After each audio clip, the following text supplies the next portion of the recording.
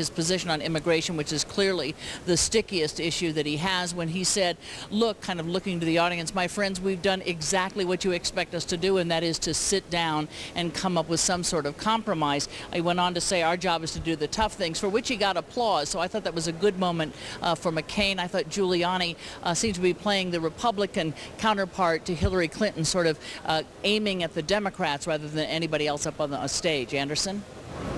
Candy, it did seem at 2 points, to your point, Rudy Giuliani talked about things that Democrats had said in the debate 2 nights ago. Are any of the so-called second-tier candidates, you think, breaking through? Clearly, there are some trying, in particular Tom Tancredo. Anyone really making a mark? I think it's tough to tell at this point. I wouldn't say right now there's been any of those great moments that we'll be talking about tomorrow, but it's early yet, and we don't know what's going to happen in the second half, obviously. John King is also standing by. John, any surprises for you? Right from the start, we saw the clear contrast between the leading Republican candidates and the leading Democratic candidates on the issue of Iraq. All of the Republicans coming out saying the troops have to stay in Iraq, that it would be a disaster to leave right away, and contrasting themselves clearly with the Democrats, saying the Democrats don't get it. So that whoever is the Democratic nominee versus the Republican nominee, you'll have a clear contrast for the voters next year on what will clearly be a huge issue, Iraq. And to echo Candy's point, both the McCain and the Romney campaigns had said coming into this debate that they were looking forward for an opportunity because they have been having a long-distance sparring match over immigration policy, and we were told to look for it to happen on the stage tonight, but much less personal. The Democrats were turning to each other. Obama went after Edwards. Edwards went after Clinton and Obama. These Republicans are airing some of their policy differences, but in a much less personal way than we've seen on the Democrats. And one final point, to echo Candy, you see the men trying to say, I'm electable in November. Mayor Giuliani and Senator McCain both bringing up Senator Clinton, who most Republicans think is the early favorite to be the Democratic nominee, trying to suggest they are willing now and next year to take the fight to her. Anderson. At the start of things the other night, Candy, it was obviously that Senator Edwards was taking the forceful lead. Who's doing that tonight? Well, I think just in terms of the immigration debate, again, I think that both John McCain and Mitt Romney, and those are the two that have been sort of going at it long distance, as John says, made some fairly strong cases. I think McCain obviously came loaded for bear in terms of how he was going to explain this. This is obviously a conversation that he's had in many town hall meetings. So in terms of just sort of the power of their presentation, I would think McCain is taking the lead. Giuliani obviously doing really well as he goes on the offense against Democrats. So I think it's been a fairly even-handed debate in terms of who's coming out on top in terms of style. John King, Rudy Giuliani clearly trying to reinforce his national security credentials, talking about how he had read the entire immigration report, also really framing the immigration debate as a national security debate.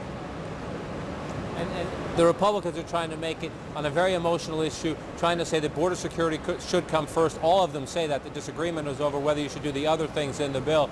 Rudy Giuliani trying to make that case. He had to deal with the abortion issue again, Anderson. That has come up in all of the debates. Now, perhaps the most entertaining moment, if you will, of the first half was when he was asked about the Bishop of Rhode Island's criticism of his views on abortion, and the lightning struck and sort of disrupted the communications for a little bit, and all of them on stage, including Mayor Giuliani, suggesting perhaps that was a message from on high. So there's been a little bit of humor in this debate as well as we've gone through. But look, Rudy Giuliani is the front runner right now in the national polls. That doesn't mean much this far early out, but what do you try to do when you're the front runner? You try to reinforce your strengths. National security is his, and you try when you can to deal with your potential weaknesses. And if you're Rudy Giuliani in a Republican field, abortion is certainly what many believe to be one of his weaknesses.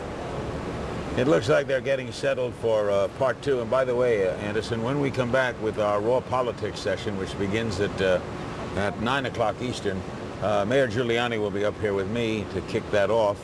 And that should be a sprightly, we'll be here for an hour, you'll be here for 3. Well, 2 hours after the 9 o'clock. We'll be going all the way till 12, and then we'll repeat the debate at 12 o'clock. Candy Crowley, thank you. John King, Larry, thanks for back in an hour with the team. Let's go back now down to Wolf Blitzer on the stage. Thanks very much, guys. We're now set for our voters here to ask questions. Our pool of voters here are either registered Republicans or independents, but they're likely to vote Republican in New Hampshire's first-in-the-nation primary. We brought them together with the help from the New Hampshire Political Library and the New Hampshire Institute of Politics. CNN producers have interviewed all of them. Working with me in this half of the debate is Jennifer Vaughn from our partner, WMUR-TV. Jennifer, who has the first question? Thank you, Wolf, and good evening to you all tonight. I have Erin Flanagan with me tonight. Hi, Erin. Hi, Jennifer. You live in Bedford, New Hampshire. I do. You have a question about the war in Iraq, which is something that is deeply personal to you. It is. Unfortunately, my beloved little brother, First Lieutenant Michael Joseph Cleary, was killed in action in Taji, Iraq, 8 days before he was to return home on December 20th of 2005. He was the best of the best and answered the call to serve our country. My family has been devastated by the loss. As a member of an American family who has suffered so greatly at the choices made by the current administration, I desperately would like to know what you, as Commander-in-Chief, would do, both in the halls of the American government to bring the parties together, as well as on the desert sands of the Middle East, to bring this conflict to a point in which we can safely bring our troops home. Erin, thank you. Congressman Hunter, let's begin with you on that. Okay, absolutely. The key to leaving, and incidentally, thank you for his service, and I want to let you know, my son